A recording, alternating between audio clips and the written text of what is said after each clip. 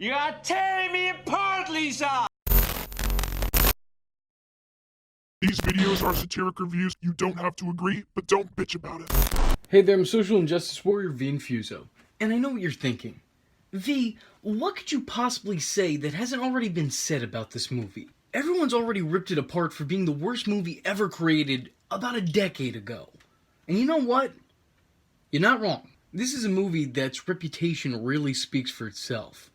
I mean, by now, we all know Tommy Wiseau, the writer, director, actor, accidental genius, and overall madman. And we all know this movie to be his love song to himself. But the truth of the matter is that this is only part one in an ongoing series called the Tommy Wiseau Chronicles. And to not include this, well, it would just kind of be blasphemous. So my hand's a little bit forced here. So with that being said, let's dive into Tommy Wiseau's magnum opus, The Room. This movie begins with Tommy's self-love almost immediately, citing how much he's done for the movie. Odd flex, but alright. I don't know if I'd necessarily want to showcase that personally. I mean, as a matter of fact, I'd probably pay good money to try and hide all this information. Good guy Tommy, or Johnny as the script calls him, but screw that, he's Tommy, comes home to give his girlfriend Lisa a brand new red dress. And then this kid just walks right through the door. I guess this takes place in Canada. Learn to lock your doors, you goddamn knuckleheads. Yeah, that's right. I'm calling out Canadians. They've had it way too good for far too long. I mean, come on, not even one world war? Really, guys? Oh, hi, Denny. This kid Denny. Let me tell you about this kid Denny. First off, he just enters the house unannounced and uninvited, eats an apple that wasn't offered to him, and follows Tommy and his girlfriend upstairs as they're about to, well, as old white people would say, do the hibbity-dibbity. It's from Johnny. How much was it? And then, if that's not enough, he tries to involve himself in the act. And what Pornhub video did I accidentally click on now? I just like to watch you guys. What is this couple tickle party cuckfest? Get him out of here! I get it. You guys want to be alone. Oh, wait, no. He was the only thing stopping the sex scene. Get him back! Get him back! Someone get him back, please! For the love of the theory of a god, bring the kid back! I actually never watch these scenes. Like the actors themselves, I skip past them every time when viewing this. I mean, this is so painful to the eyes. And not just to the eyes, but to the soul. From the sappy music, to Tommy's moans, to the use of the rain on the window effect, to Tommy not knowing how or where to hump. Well, that is unless he's just really into navel. You get it? Because he's humping her belly button, but it sounds like... I think you're aiming a little bit. I aim where I aim, just do the scene. Why is he having sex with her belly button? He knows where her vagina is, right? Who would do this? Who would put this in their movie, let alone not even 10 minutes into it? And no. That is too much Tommy. I did not ask for that. A well-known fact, when asked why Tommy chose to use this shot, he said, "Ha ha ha ha, the movie won't sell unless I show my ass." And Tommy, really, I mean this, there was no need. You'd already seen that you had the face of an ass. I mean, look, I'm no looker personally, but Tommy Wiseau looks like what would happen if Quasimodo suddenly really got into The Cure. Or if Edward Scissorhands was somehow combined with Sloth from the Goonies in Machine from the Fly. That's the last Sloth comment I'll make. I give you my word, no more. Overused, no more. The next morning, Lisa is visited by her mother, who decides to remind her how great of a guy Tommy is. Because that's always priority number one of everyone else in this movie. Though I hear there was a different sentiment behind the scenes. Lisa tells her mother that she doesn't love Tommy anymore, because he's boring. He's so boring. Now, he bought you a car, he bought you a ring, clothes, whatever you wanted. He plans to buy you a house. That's why he's so boring. Honestly, I can think of plenty other reasons not to want to be with Tommy. The fact that he makes sweet, tender love to your belly button probably would top that list. Lisa follows up by calling Mark, Tommy's best friend, and the convo would make you think these two are seeing each other behind Tommy's back. Hey baby, how you doing? Look, we'll talk about it later. I told you I'm very busy. talk about it now. Whenever you say we'll talk about it later, we never do. You owe me one anyway. You've been very happy with Johnny. What do you want me to say? But they're not? Well, at least not yet. They just talk like they are. But, you know, give it time. Give it time. Hey, look at that. It's about enough time. This dialogue is really, it's a 10. It's a 10 as far as I'm concerned. It's hot in here. Do you mind? No.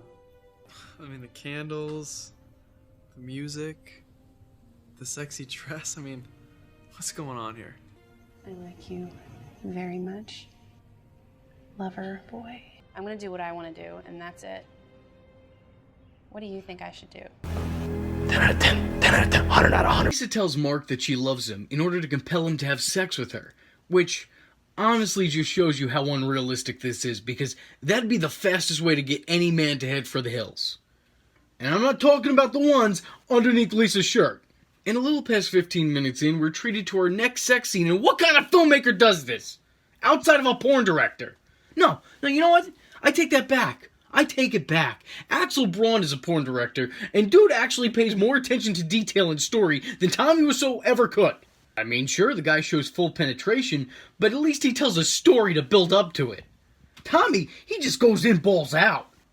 Literally. Anyway, Mark and Lisa proceed to have sex on a spiral staircase, and hold up!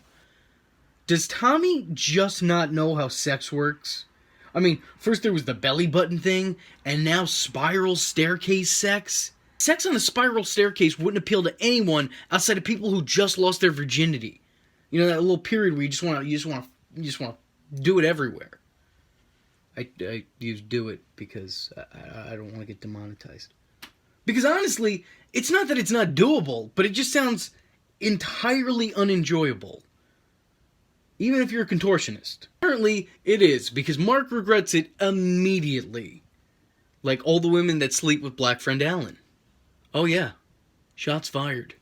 We can't do this anymore. I can't hurt Johnny.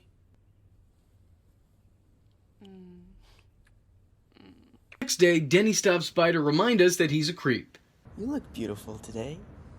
Can I kiss you? Hey buddy, I don't even know that you'd want to kiss her after knowing where her lips have just been. Tommy, in the meantime, is picking Lisa up flowers. Keep the change. Hi, doggy. You're my favorite customer. Thanks a lot. Bye. Lisa preemptively bought pizza. She convinces Tommy to drink for some reason. I just don't know that you'd want to get him drunk. I mean, he was entirely sober when he came up with the room. Who knows what drunk Tommy is even capable of? This movie does, and that's sex. Holy crap, not even a half hour into the movie and we've had 3 sex scenes, each one worse than the last. Thank God we're treated to Tommy's moans over 90s R&B. That makes it all better, right? No, it doesn't. I mean, really, what do we know about any of these characters other than they fuck? Lisa's talking to her mother again, and it's there we learn that she has breast cancer. I got the results of the test back. I definitely have breast cancer. Look, don't worry about it. Everything will be fine. And moving on. Mom, he's not what you think he is. He got drunk last night. And he hit me. Lisa tells her mother that Tommy got drunk and hit her. And you may be asking yourself why.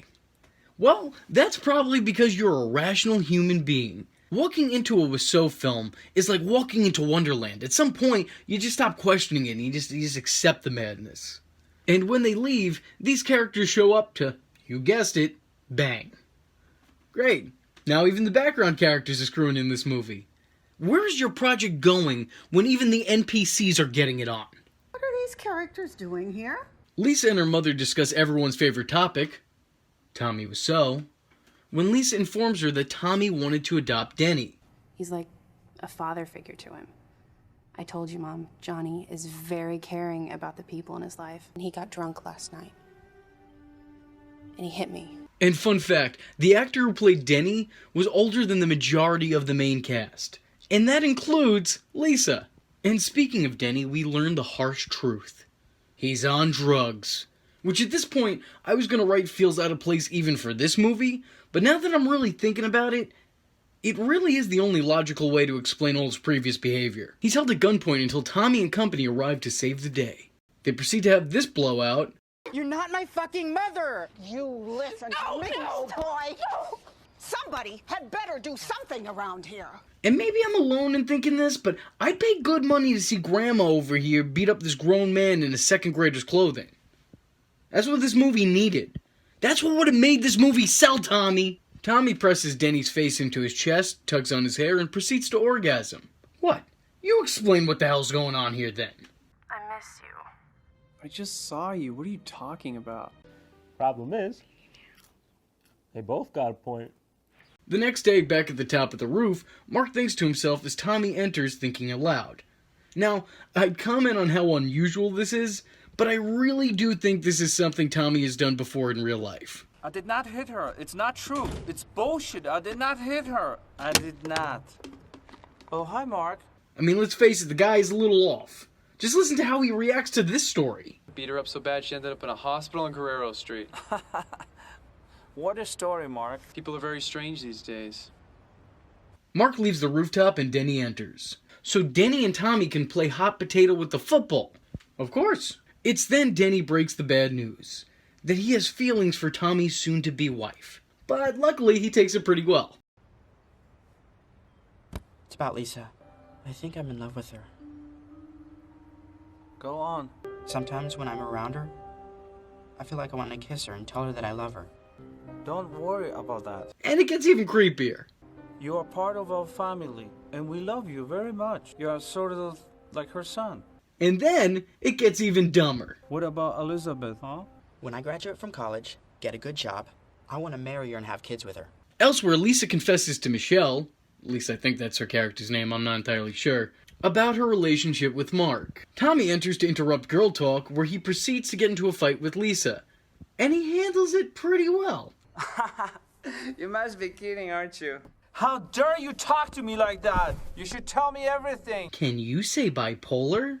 Oh, and I'm not saying that insultingly either. I'm giving you an actual diagnosis. You are tearing me apart, Lisa! And also, I'm just noticing that he vaguely reminds me of Dracula from Buffy. And I am saying that one insultingly. Actually, come to think of it, by comparison, it's probably actually a compliment.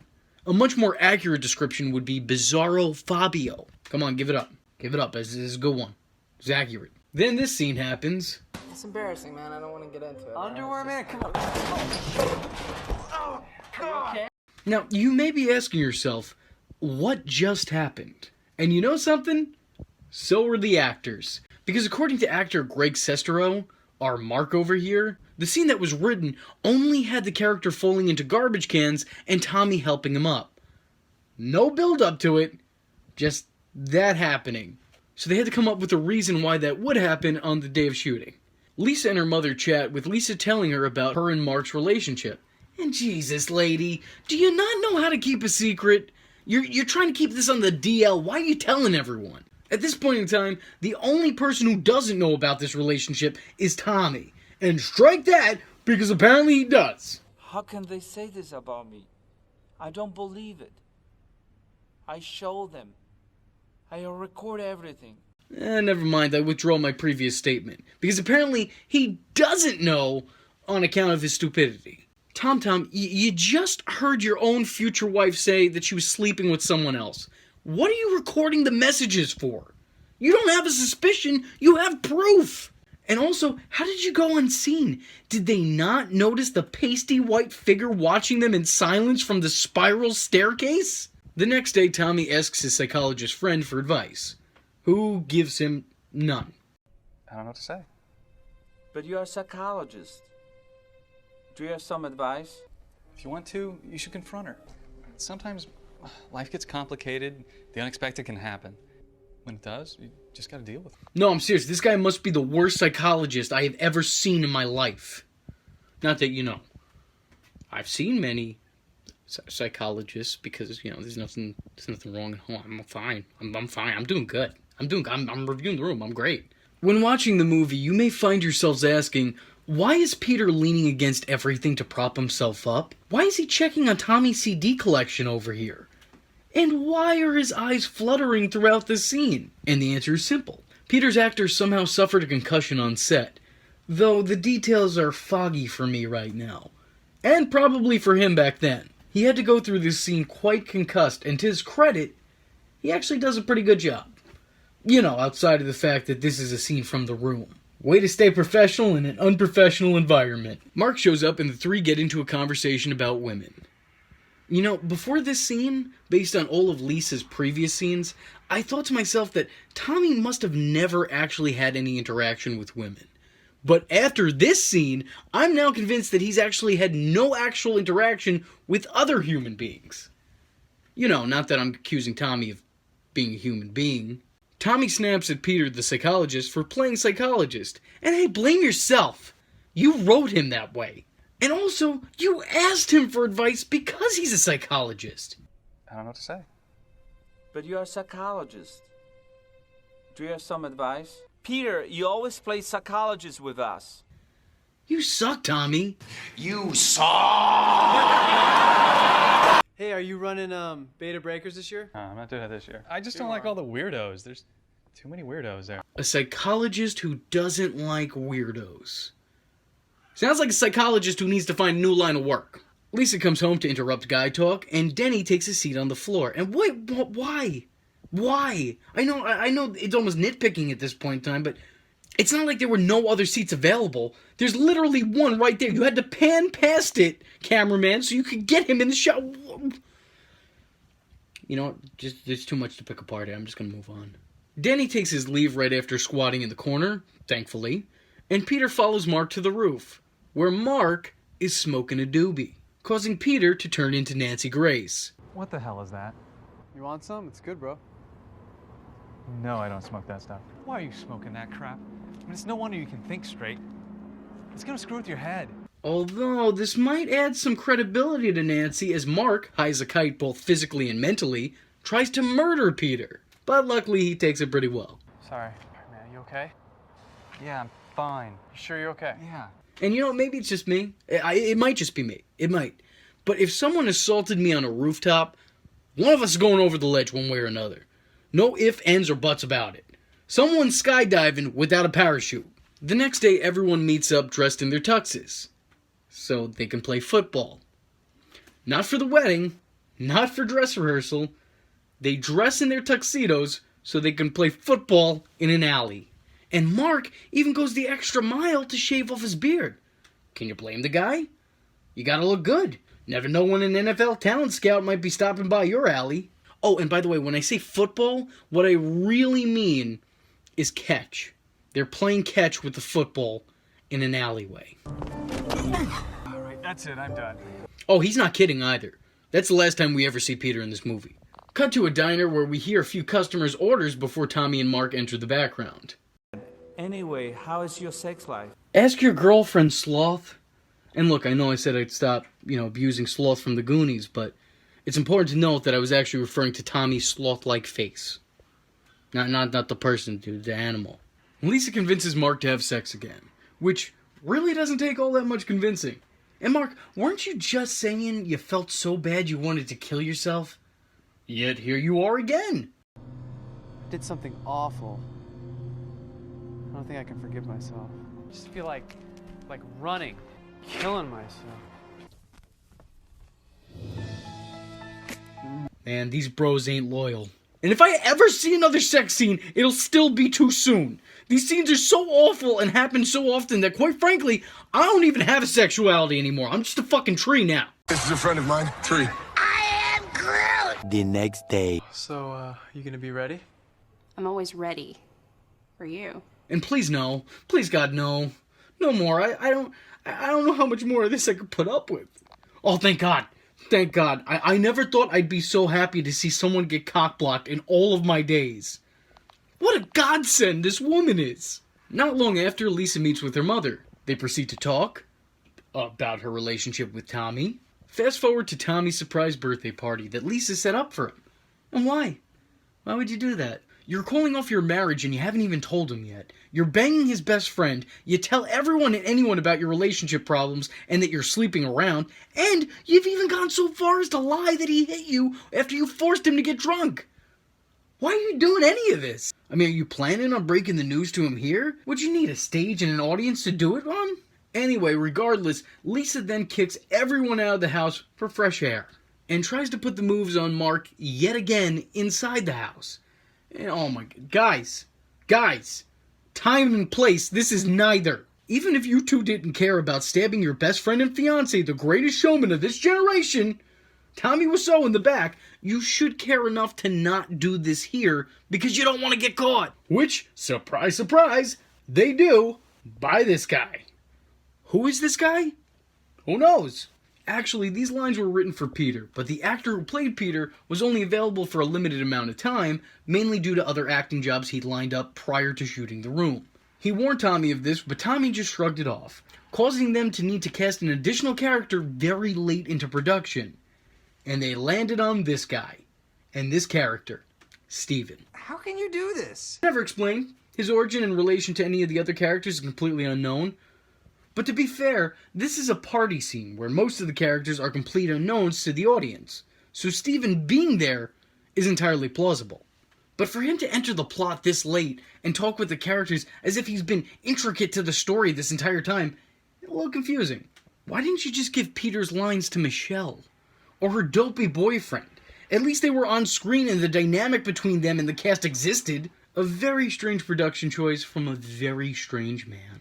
Everyone enters back into the house at random, and Tommy soon announces that he and What's-Her-Face are expecting. And I'm suspecting that there's little to no excuse for this. There is no baby.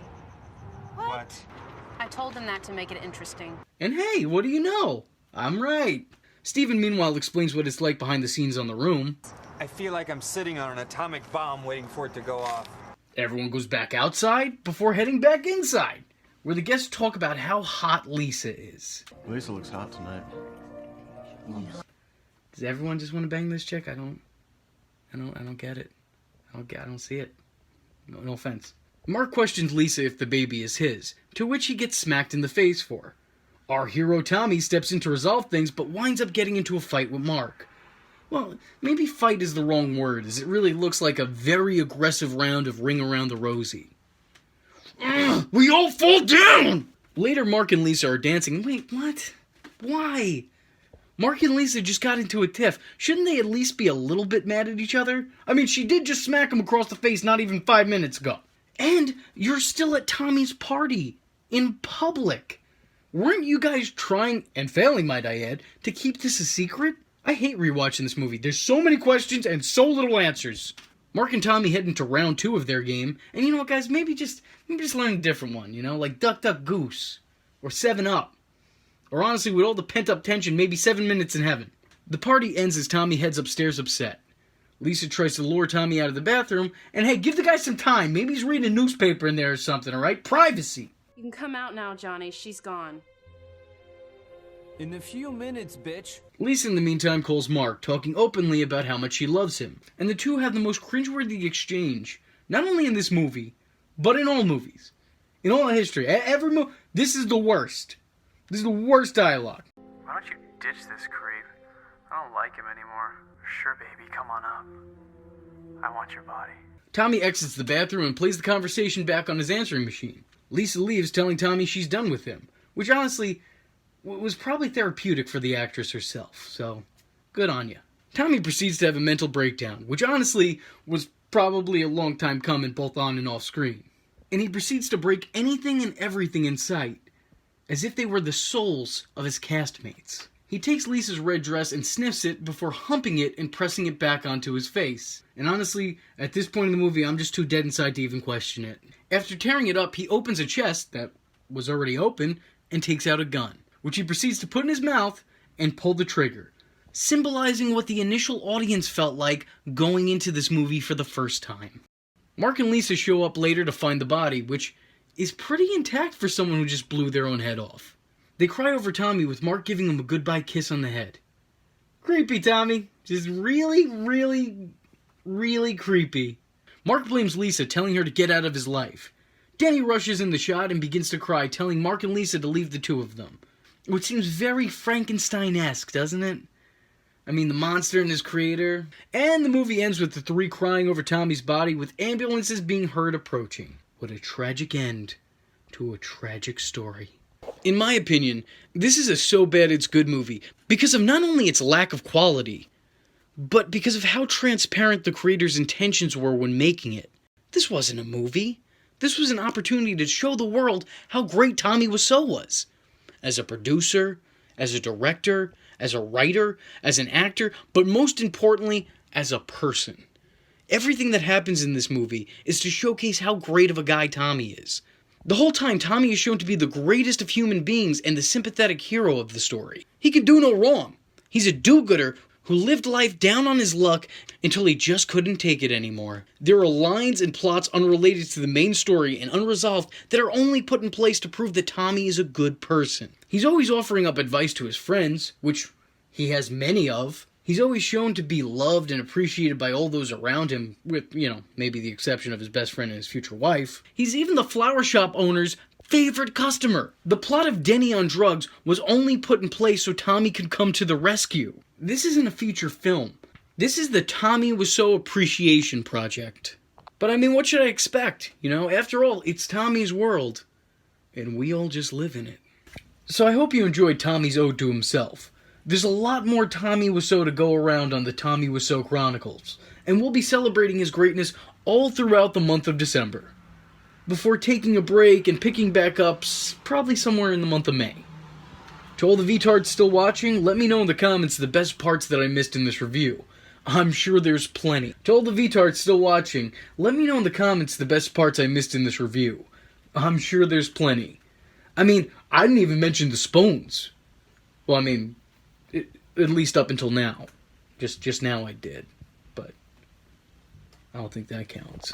So with that being said, I'm the social injustice warrior V Infuso, and if you like the words that came out of my mouth hole and you too want to become a VTard, don't forget to like and subscribe. There's plenty more where this video came from. Follow me on Twitter because, hell, why not? It's not considered stalking if it's on the internet, am I right? And don't forget to join the Discord. I don't have anything catchy to add to that, but just join it. Just go do it. And if you have a free moment of time and a free dollar to spare, then head over to my Patreon, where for just $1, you too could help keep this boat afloat. And if you don't have that dollar, but you do have a free moment of time, then hit the share button. It will help me out tremendously.